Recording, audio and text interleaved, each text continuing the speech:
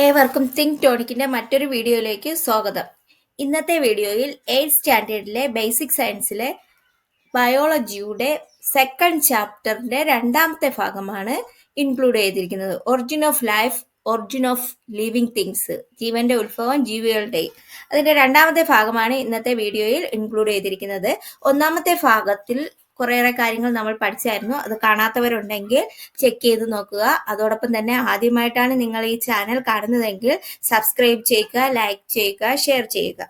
അപ്പോൾ ഫസ്റ്റ് പാർട്ടിൽ നമ്മൾ എന്തൊക്കെ പഠിച്ചായിരുന്നു? Theories on the origin of life. അതിൽ പാൻസ്പെർമിയ തിയറിയും കെമിക്കൽ എവല്യൂഷൻ തിയറിയും പഠിച്ചായിരുന്നു. പിന്നെ അറ്റ്മോസ്ഫിയർ ഓഫ് പ്രിമിറ്റീവ് എർത്തിനെ കുറിച്ചും പ്രിമിറ്റീവ് സെല്ലിനെ കുറിച്ചൊക്കെ ഡീറ്റെയിൽഡ് ആയിട്ട് പഠിച്ചായിരുന്നു. പിന്നെ എന്തോന്നാണ് യൂറി മില്ലർ എക്സ്പെരിമെന്റും നമ്മൾ പഠിച്ചു നിർത്തിയായിരുന്നു.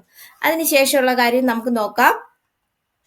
അടുത്ത് ഫ്രം പ്രോകാരിയോട്ട് സെൽസ് ടു ഈ കാരിയോട്ട് സെൽ. പ്രോകാരിയോട്ടിൽ നിന്ന് യൂകാരിയോട്ടിലോട്ടുള്ള നോക്കാം എങ്ങനെയാണെന്ന്. How did more complex structured eukaryote cells from prokaryotes. Prokaryote കോശങ്ങളിൽ നിന്ന് കുറെ കൂടി സങ്കീർണ ഘടനയുള്ള യൂകാരിയോട്ട് കോശങ്ങൾ എങ്ങനെ രൂപപ്പെട്ടു എന്ന് നമുക്ക് നോക്കാം. അതിനെക്കുറിച്ചുള്ള അടുത്ത് നമ്മൾ അങ്ങോട്ട് പഠിക്കുന്നത്. അടുത്ത കൊടുത്തിരിക്കുന്ന സൂചകങ്ങളുടെ അടിസ്ഥാനത്തിൽ വിശകലനം ചെയ്യാനാണ് പറഞ്ഞിരിക്കുന്നത്. ഏതാണ് പ്രോകാരിയോട്ട് സെൽ എന്ന് പറഞ്ഞാൽ എന്താണെന്ന് നമുക്ക് നോക്കാം. പ്രോകാരിയോട്ട് കോശം എന്ന് പറയുമ്പോഴത്തേക്ക് എ ഫ്യൂ സെൽ ഓർഗനല്ലി, അതിൽ കൊടുത്തിട്ടുണ്ട്. പ്രോകാരിയോട്ട് സെല്ലാണ് ഈ കൊടുത്തിരിക്കുന്നത്. കോശാംഗങ്ങൾ കുറവായിരിക്കുക. പിന്നെ എന്തോന്നാണ് cell organelle have no membranous covering. കോശാംഗങ്ങൾക്ക് സ്തരാവരണം ഇല്ല, പുറത്തൊരു ആവരണം ഇല്ല. പിന്നെ membrane bound nucleus absent.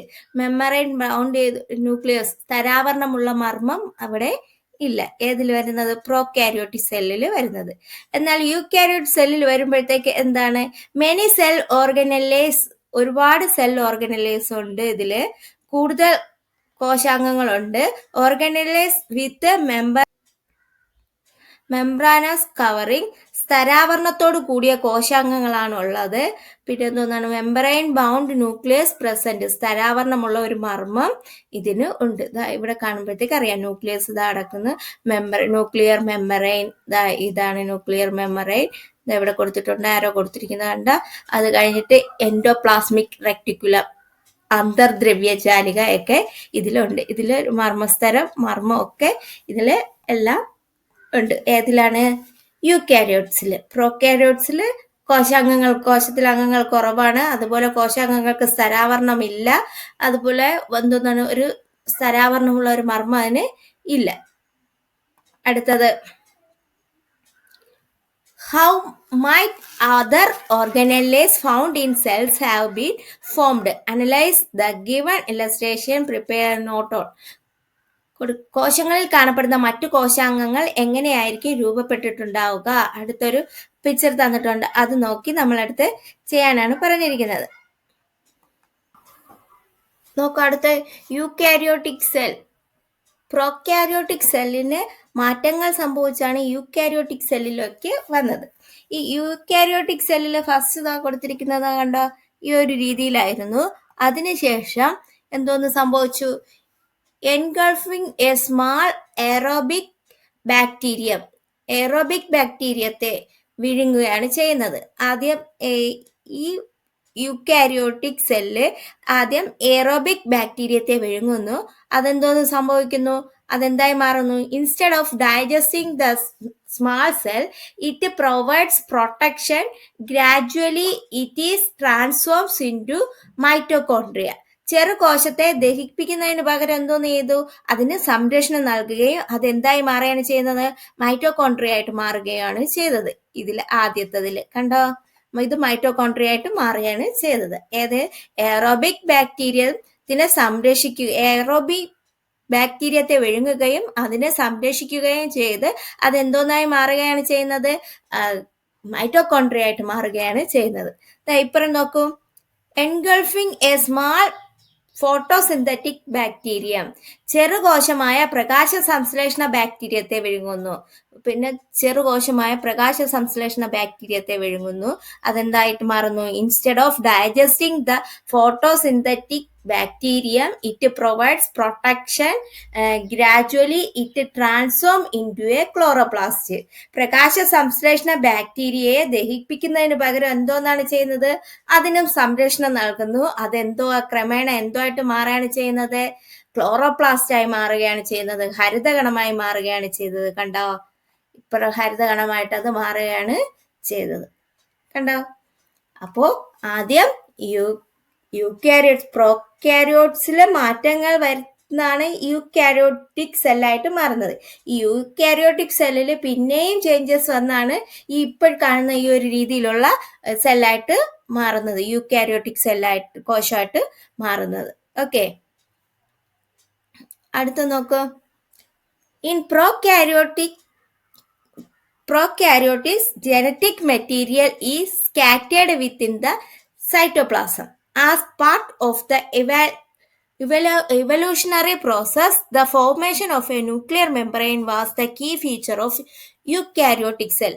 Additionally, membrane-bound organelles were evolved, enabling them to perform specialized functions. പ്രോകാരിയോട്ടുകളിൽ ജനിതക വസ്തുക്കൾ കോശദ്രവ്യത്തിൽ ചിതറിക്കിടക്കുകയാണ് ചെയ്യുന്നത്. നമ്മൾ പറഞ്ഞല്ലോ, പ്രോകാരിയോട്ടിലെ ചേഞ്ചസ് വന്നിട്ടാണ് അത് യൂക്കാരിയോട്ടിക് ആയിട്ട് മാറുന്നത്. അപ്പോൾ അതിൽ ആദ്യം എന്തോന്നാണ്? കോശദ്രവ്യത്തിലെല്ലാം ചിതറിക്കിടക്കുകയാണ് ചെയ്യുന്നത്. പരിണാമ പ്രക്രിയയുടെ ഭാഗമായി മർമ്മത്തിന് സ്തരാവരണം രൂപപ്പെട്ടതാണ് യൂക്കാരിയോട്ടിക് കോശങ്ങളുടെ മുഖ്യ സവിശേഷത എന്ന് പറയുന്നത്. പ്രോകാരിയോട്ടിന് എന്തോന്നാണ്? ഒരു ന്യൂക്ലിയസിനൊരു ആവരണം ഇല്ല. എന്നാൽ യൂക്കാരിയോട്സിൽ വരുമ്പോഴത്തേക്ക് ന്യൂക്ലിയസിനൊരു ആവരണം ഉണ്ട്. കൂടാതെ ഇവയിൽ വിവിധ പ്രവർത്തനങ്ങൾ നിർവഹിക്കാൻ പര്യാപ്തമായ സ്തരാവരണത്തോടു കൂടിയ കോശാംഗങ്ങളും രൂപപ്പെട്ടു. അതേ കണക്ക് എല്ലാ ജനിതക വസ്തുക്കൾക്കും എന്തോന്നാണ്? ഓരോ പ്രവർത്തനങ്ങളുണ്ട്. അവ നിർവഹിക്കാൻ പര്യാപ്തമായ സ്തരാവരണത്തോടു കൂടിയ കോശാംഗങ്ങൾ അതിൽ രൂപപ്പെട്ടു. ഓക്കെ, മനസ്സിലായ? യൂക്കാരിയോട്ടിന്റെ പ്രധാന കീ ഫീച്ചർ എന്തായിരുന്നു? Formation of nuclear membrane form ചെയ്യുക എന്നതായിരുന്നു. ന്യൂക്ലിയർ മെമ്മറൈൻ ഫോം ചെയ്യുകയായിരുന്നു യൂക്കാരിയോട്ടിക് സെല്ലിന്റെ പ്രധാന കീ ഫീച്ചർ എന്ന് പറയുന്നത്. ഓക്കെ, നോക്കൂ.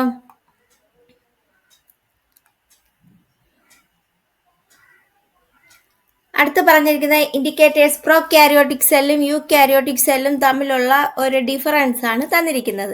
അതിന്റെ സ്ട്രക്ചറിൽ എങ്ങനെയാണ്, ന്യൂക്ലിയസിൽ എങ്ങനെയാണ്, സെൽ ഓർഗനലിൽ, മൈറ്റോകോൺട്രിയയുടെ കാര്യത്തിൽ, ക്ലോറോപ്ലാസ്റ്റിന്റെ ഒക്കെ കാര്യത്തിൽ എങ്ങനെയാണെന്നാണ് തന്നിരിക്കുന്നത്. അതിൽ കുറച്ച് 1-2 ഇത് തന്നിട്ടുണ്ട്. ബാക്കി നമ്മളടുത്ത് ഫില്ല് ചെയ്യാനാണ് പറഞ്ഞത്. നമ്മൾ പഠിച്ച കാര്യങ്ങളെല്ലാം കൂടെ വെച്ച് ഇൻക്ലൂഡ് ചെയ്ത് നമുക്ക് ഫില്ല് ചെയ്യാവുന്നതേ ഉള്ളൂ. സ്ട്രക്ചർ എന്താണ്? പ്രോകാരിയോട്ടിക് എന്ന് പറയുന്നത് സിമ്പിൾ സ്ട്രക്ചർ ആണ്. യൂക്കാരിയോട്ടിക് സെൽ എന്ന് പറയുന്നത് കോംപ്ലക്സ് ആണ്.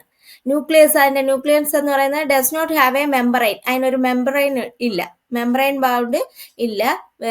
എന്നാൽ യൂക്കാരിയോട്സിലാണെങ്കിൽ well defined nucleus with membrane covering. ഒരു ന്യൂക്ലിയസ് ഉണ്ട്, അതിനെ കവർ ചെയ്ത് ഒരു ആവരണവും ഉണ്ട്.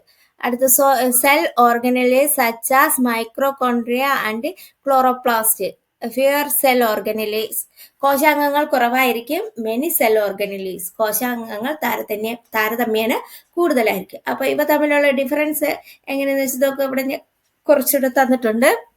എന്താണ് difference between prokaryotes and eukaryotes? A prokaryotic cell is a simple cell that does not have a membrane bound nucleus or cell organelles. This will have a fewer cell organelles. Example, bacteria, yeast, etc. are prokaryotes. ഇതൊക്കെ പ്രോകാരിയോട്സിൽ വരുന്നതാണ്. അപ്പൊ prokaryotes എന്ന് പറഞ്ഞാൽ എന്തോന്നാണ്? മർമ്മത്തിനോ കോശാംഗങ്ങൾ ഉണ്ടെങ്കിൽ അവയ്ക്ക് സ്തരാവരണം ഇല്ലാത്ത തരത്തിലുള്ള ലളിതമായ കോശമാണ് പ്രോകാരിയോട്ട് കോശം എന്ന് പറയുന്നത്. ഇവയിൽ കോശാംഗങ്ങൾ കുറവായിരിക്കും. Example, bacteria, east. ഓക്കെ, രണ്ടാമത്തെ യൂക്കാരിയോട്ടിൽ എന്തോ പറയാം? Eukaryote is a complex cell with a membrane bound, clear nucleus and organelles. Many cell organelles can be seen in this. Example എന്തോന്ന് പറയാം? Human have eukaryotic cells. ഇപ്പൊ സ്തരാവരണമുള്ള വ്യക്തമായ മർമ്മവും കോശാംഗങ്ങളും ഉള്ള സങ്കീർണ കോശങ്ങളാണ് യൂക്കാരിയോട്ട് കോശം എന്ന് പറയുന്നത്. ഇവയിൽ കോശാംഗങ്ങൾ താരതമ്യേന കൂടുതൽ ഉണ്ടായിരിക്കും. മനുഷ്യനിലുള്ളത് എന്തോന്നാണ്? യൂക്കാരിയോട്ടിക് കോശങ്ങളാണ് മനുഷ്യനിലുള്ളത്. ഓക്കെ, അടുത്ത നോക്ക്. Around 3.8 billion years ago, primitive living cells were formed from the molecules present in the earth oceans. By 3.5 billion years ago, prokaryote cells were evolved. Approximately 2.5 billion years ago, the occurrence of photosynthesis led to the oxygen into the atmosphere. Later, eukaryote cells with organelles such as mitochondria and chloroplasts. Over time, simple multicellular organisms appeared around 800 billion ago, followed by more complex life forms. എങ്ങനെയാണ്?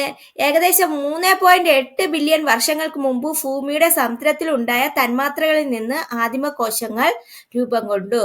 തന്മാത്രകളിൽ നിന്ന് ആദ്യം ആരാണ് രൂപം കൊണ്ടത്? ആദിമ ജീവകോശങ്ങൾ രൂപപ്പെട്ടു. അത് കഴിഞ്ഞിട്ട് 3.5 ബില്യൺ വർഷങ്ങൾക്ക് മുമ്പ് പ്രോകാരിയോട്ടിക് കോശങ്ങൾ രൂപം കൊണ്ടു. അത് കഴിഞ്ഞിട്ട് പ്രോകാരിയോട്ടിക് കോശങ്ങൾ രൂപം കൊണ്ടു. ഏകദേശം 2.5 ബില്യൺ വർഷങ്ങൾക്ക് മുമ്പ് പ്രകാശ സംശ്ലേഷണ പ്രക്രിയ തുടങ്ങിയതോടുകൂടി അന്തരീക്ഷത്തിലേക്ക് ഓക്സിജൻ എത്തിച്ചേർന്നു. പിന്നെന്താണ്? പ്രകാശ സംശ്ലേഷണം വഴി ഓക്സിജൻ എത്തിച്ചേർന്നു. പിൽക്കാലത്ത് മൈറ്റോകോൺട്രിയ, ക്ലോറോപ്ലാസ്റ്റുകൾ എന്നീ കോശാംഗങ്ങളുള്ള യൂകാരിയോട്ടിക് കോശങ്ങൾ രൂപപ്പെട്ടു. പിന്നെ എന്താണ്? യൂകാരിയോട്ടിക് കോശങ്ങളാണ് രൂപപ്പെട്ടത്. തുടർന്ന് ലളിതഘടനയുള്ള ബഹുകോശങ്ങളും കൂടുതൽ സങ്കീർണമായ ജീവികളും ഉണ്ടായി. പിന്നെ ലളിതഘടനയുള്ള ബഹുകോശങ്ങൾ, പിന്നെ സങ്കീർണ ഘടനയുള്ള ജീവികളും ഉണ്ടായി. അപ്പം ജീവികൾ എങ്ങനെയാണ് ഉണ്ടായെന്ന് മനസ്സിലായ? ആദ്യം പ്രിമിറ്റീവ് ലിവിങ് സെൽസിൽ നിന്നാണ് എന്തോന്നുണ്ടായത്? പ്രോകാരിയോട്ടിക് സെൽസ് ഉണ്ടായത്. ആ പ്രോകാരിയോട്ടിക് സെൽസ് കഴിഞ്ഞതിന് ശേഷം വർഷങ്ങൾക്ക് ശേഷം ഫോട്ടോസിന്തസിസ് വഴി ഓക്സിജൻ രൂപപ്പെട്ടു. ഓക്സിജൻ രൂപപ്പെട്ടതിന് ശേഷം എന്തോന്നാണ്? യൂക്കാരിയോട്ടിക്, അതായത് മൈറ്റോകോൺട്രിയയും ക്ലോറോപ്ലാസ്റ്റും ഒക്കെ ഉൾപ്പെട്ട യൂക്കാരിയോട്ടിക് സെല്ലുണ്ടായി. അത് കഴിഞ്ഞിട്ട് ലളിതഘടനയുള്ള ബഹുകോശ ജീവികളുണ്ടായി. പിന്നെ സങ്കീർണ ഘടനയുള്ള ജീവികളായി മാറി. ഓക്കെ, ക്ലിയർ ആയോ? എങ്ങനെയാണ് ഒരു ജീവൻ ഭൂമിയിൽ ആവിർഭവിച്ചതെന്ന് മനസ്സിലായോ? ആദ്യം പ്രിമിറ്റീവ് ലിവിങ് സെൽസ് ആയിരുന്നു. അത് കഴിഞ്ഞിട്ട് എന്തോന്നാണ്? പ്രോകാരിയോട്ടിക് സെൽസ് ആയി. അത് കഴിഞ്ഞിട്ട് ഓക്സിജൻ രൂപപ്പെട്ടു. അത് കഴിഞ്ഞിട്ട് യൂകാരിയോട്ടിക് സെൽസ് ആയി. പിന്നെ സിമ്പിൾ മൾട്ടി സെല്ലുലാർ ഓർഗാനിസംസ് രൂപപ്പെട്ടു. പിന്നെ കോംപ്ലക്സ് ഓർഗാനിസംസ് രൂപപ്പെട്ടു. ഓക്കെ, അടുത്ത് നോക്കാം. അടുത്തെന്തോന്നാണ്? How long might it have taken for diverse life forms to evolve with prokaryotes? പ്രോകാരിയോട്ടുകളിൽ നിന്ന് വൈവിധ്യമാർന്ന ജീവജാലങ്ങൾ ഉണ്ടാകാൻ എത്ര കാലദൈർഘ്യം വേണ്ടി വന്നിട്ടുണ്ടാവും? അടുത്തൊരിത് തന്നിട്ടുണ്ടോ? അത് നോക്കി നമ്മൾക്കടുത്ത് പറയാനാണ് പറഞ്ഞിരിക്കുന്നത്. പറയാനല്ല, അത് നോക്കി മനസ്സിലാക്കാനാണ് പറഞ്ഞിരിക്കുന്നത്. നോക്കാം എന്താണ് പീരീഡും സിഗ്നിഫിക്കൻസും കാലയളവും സവിശേഷതകളും. 4.6 ബില്യൺ ഇയേഴ്സ്, 4.6 ബില്യൺ വർഷം കൊണ്ട് എന്താണ് ആദ്യം രൂപപ്പെട്ടത്? The origin of the earth. ആദ്യം എന്താണ് വന്നത്? ഭൂമിയുടെ ഉത്ഭവമാണ് രൂപപ്പെട്ടത്. അത് കഴിഞ്ഞിട്ട് 3.5 to 2.5 ബില്യൺ ഇയേഴ്സ് എന്തായിരുന്നു? Formation of the first form of life, single celled prokaryotes with the simple structure. പ്രോകാരിയോട്സിന്റെ സിമ്പിൾ സ്ട്രക്ചർ ആയിരുന്നു. ആദ്യത്തെ ജീവന്റെ രൂപീകരണം ലളിത ഘടനയോട് കൂടിയ ഏകകോശ പ്രോകാരിയോട്ടുകളായിരുന്നു. ഏകകോശ പ്രോകാരിയോട്ടുകൾ ജീവൻ കൊണ്ടു. ഏകകോശ പ്രോകാരിയോട്ടുകൾ രൂപപ്പെട്ടു. അടുത്ത് നോക്കാം. ആദ്യം ഭൂമി, അത് കഴിഞ്ഞിട്ട് ഏകകോശ പ്രോകാരിയോട്ടുകൾ രൂപം കൊണ്ടു. അത് കഴിഞ്ഞിട്ട് 2.5 ബില്യൺ ടു 541 മില്യൺ ഇയേഴ്സ് എന്തായിരുന്നു? Eukaryotic multi cellular organism. Eukaryote കൂടിയ ബഹുകോശ ജീവികൾ രൂപം കൊണ്ടു. ഇപ്പോൾ 2.5 ബില്യൺ ടു 541 ബില്യൺ ഇയേഴ്സ് എന്തുവായിരുന്നു? Multi cellular organism, eukaryotic multi cellular organism ആയിരുന്നു. അത് കഴിഞ്ഞിട്ട് 541 to 252 million years plants and animals on land, സസ്യങ്ങളും ജന്തുക്കളും രൂപപ്പെട്ടു. മനസ്സിലായോ? അടുത്ത് 252 ടു 66 ബില്യൺ ഇയേഴ്സ് ഡൈനോസേഴ്സ്, ദിനോസറുകൾ വർഷങ്ങൾക്ക് മുമ്പ് നമ്മുടെ ഭൂമിയിൽ ജീവിച്ചിരുന്നു. അത് രൂപം കൊണ്ടു. From 66 billion years ago to the present emergence of mammals, the origin of human beings. ഏകദേശം 66 ദശലക്ഷം വർഷങ്ങൾക്ക് മുമ്പ് മുതൽ ഇതുവരെ സസ്തനികളുടെ ആവിർഭാവം, മനുഷ്യോൽപത്തി ഉൾപ്പെടെ എല്ലാം രൂപം കൊണ്ടത് ഈ ഒരു കാലഘട്ടത്തിലായിരുന്നു. ലാസ്റ്റ് ആയിട്ട് മനുഷ്യനിലാണ് വന്ന് നിൽക്കുന്നത്. ഓക്കെ, അപ്പം നിങ്ങൾക്ക് മനസ്സിലായോ? ആദ്യം എന്തായിരുന്നു? ഭൂമി രൂപപ്പെട്ടു. അത് കഴിഞ്ഞതിന് ശേഷം എന്തോന്നായിരുന്നു? പ്രോകാരിയോട്ടുകളുടെ ഏകകോശ ജീവികളായിരുന്നു. അത് കഴിഞ്ഞിട്ട് എന്തായിരുന്നു? യൂകാരിയോട്ടിക്കിന്റെ മൾട്ടി സെല്ലുലാർ ഓർഗാനിസം ആയിരുന്നു. അടുത്തത് കോസ്മിക് കലണ്ടർ. എന്താണ് കോസ്മിക് കലണ്ടർ എന്ന്? Suppose we are preparing a cosmic calendar, assume the age of universe as 1 year. യൂണിവേഴ്സിനെ ഇപ്പോൾ 1 ഇയർ ആയിട്ട് കണക്കാക്കി അല്ലെങ്കിൽ സങ്കല്പിച്ചുകൊണ്ട് ഒരു കലണ്ടർ തയ്യാറാക്കുകയാണെന്ന് കരുതുക.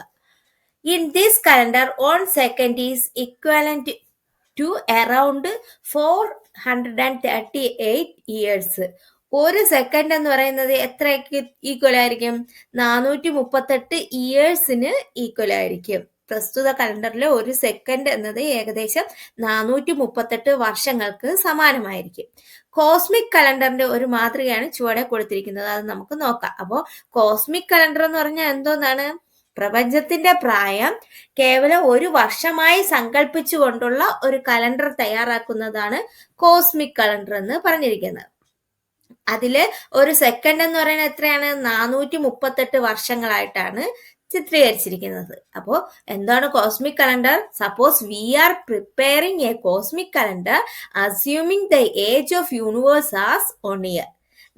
In this calendar 1 second is equivalent to around 438 years. Okay, നോക്കുക. അപ്പൊ നമുക്ക് ആ കോസ്മിക് കലണ്ടർ എന്താണെന്ന് നോക്കാം.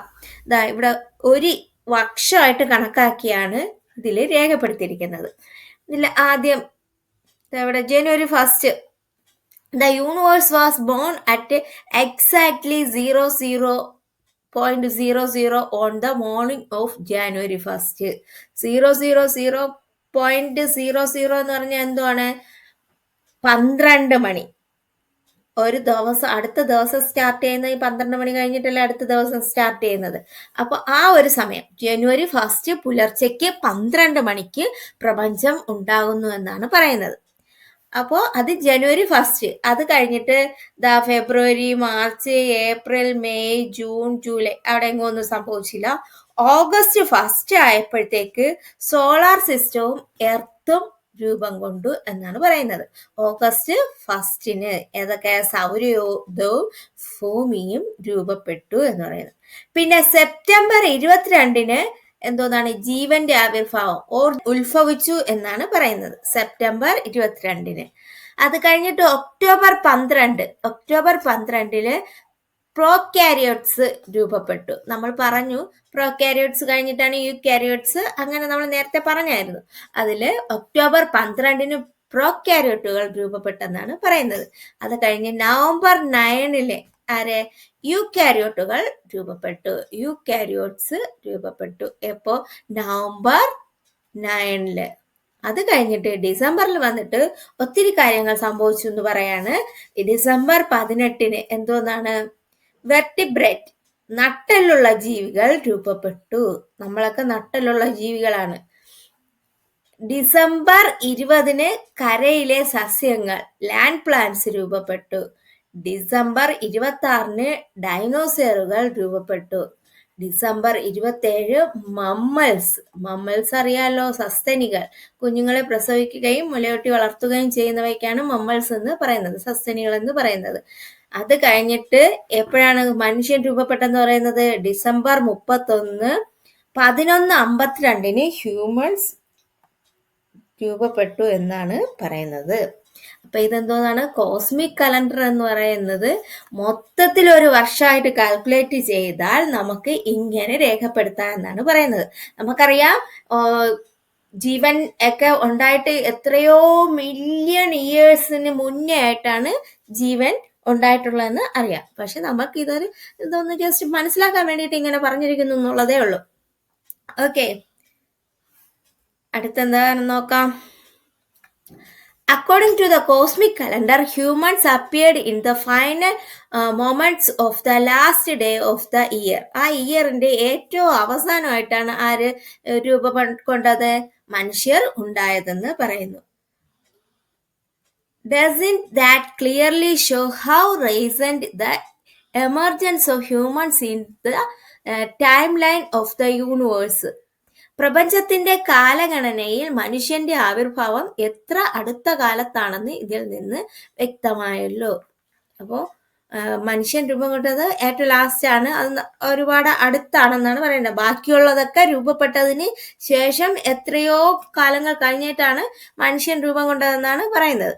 The process of evolution is the case of present biodiversity. ഇന്ന് കാണുന്ന ജൈവ വൈവിധ്യത്തിന് പിന്നിൽ ജീവപരിണാമം എന്ന പ്രക്രിയയാണ്.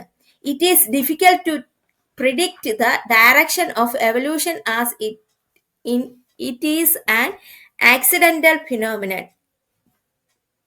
പരിണാമം ആകസ്മികമായി നടക്കുന്ന പ്രക്രിയയായതിനാൽ അതിന്റെ ദിശ പ്രവചിക്കുവാൻ പ്രയാസമാണ്.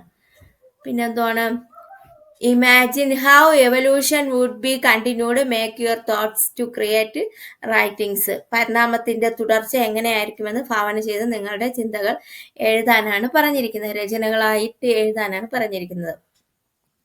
ഓക്കെ, കോസ്മിക് കലണ്ടർ പ്രകാരം വർഷാന്ത്യത്തിലാണ്, അവസാന ദിവസം ആണ് മനുഷ്യനുണ്ടായതെന്ന് പറഞ്ഞിരിക്കുന്നു. പ്രപഞ്ചത്തിന്റെ കാലഗണനയിൽ മനുഷ്യന്റെ ആവിർഭാവം ഏറ്റവും അടുത്ത കാലത്തായിട്ടാണ് പറഞ്ഞിരിക്കുന്നത്. എന്ന് വെച്ചാൽ ബാക്കിയുള്ളതെല്ലാം വർഷങ്ങൾക്ക് മുന്നേ ഉണ്ടായതാണ്. അതുപോലെ തന്നെ നമുക്ക് അറിയാം എത്രയോ വർഷങ്ങൾക്ക് മുന്നേ തന്നെയാണ് മനുഷ്യൻ ഉണ്ടായിട്ടുള്ളത്. എന്നാലും പ്രപഞ്ചത്തിലെ ബാക്കിയുള്ള വസ്തുക്കൾ ഒക്കെ ഉണ്ടായി തീർന്നതിന് ശേഷം മാത്രമാണ് മനുഷ്യൻ ഉണ്ടായതെന്നാണ് പറയുന്നത്. ഓക്കെ, ഇതോടെ ഈ ഒരു ചാപ്റ്റർ കംപ്ലീറ്റ് ആവുകയാണ്. ഇതിന്റെ ലെറ്റേഴ്സും നോട്ട്സും മറ്റൊരു വീഡിയോയിൽ ഇടുന്നതായിരിക്കും. നിങ്ങൾക്ക് എൻ്റെ വീഡിയോ പ്രയോജനപ്രദമെങ്കിൽ ലൈക്ക് ചെയ്യുക, ഷെയർ ചെയ്യുക, സബ്സ്ക്രൈബ് ചെയ്യുക. മറ്റൊരു വീഡിയോയിലൂടെ വീണ്ടും കാണാം. Okay, thank you.